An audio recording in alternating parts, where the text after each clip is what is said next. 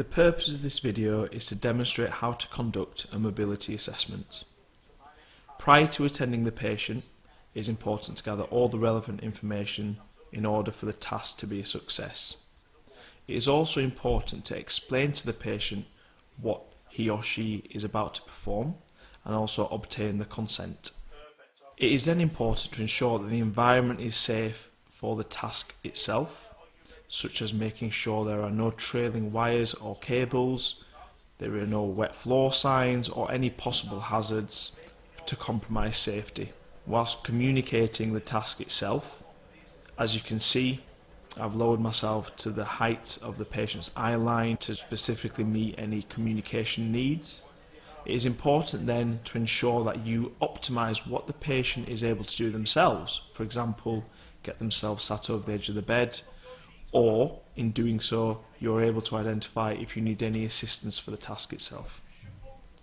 Once the patient is sat over the edge of the bed, in this video this lady is able to demonstrate she has independent sitting balance.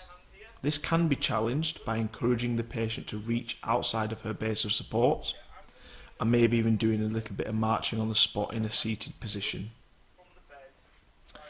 I would have checked the patient's observations prior to this to ensure that there are no anomalies before performing the mobility assessment.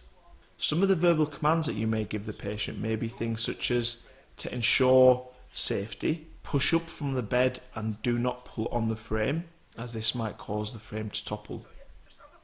In this video, this lady is able to demonstrate independent sit to stand and then take a few seconds once she's stood up to regain and retain her balance. She then proceeds to mobilise by pushing the frame forwards and then stepping her operated leg followed by her non-operated leg. She is able to perform this task safely and demonstrate sound technique throughout. When returning back to the chair or the bed, some of the verbal commands I may give may be things such as please reach back for the arms of the chair and then sit down in a slow and controlled manner.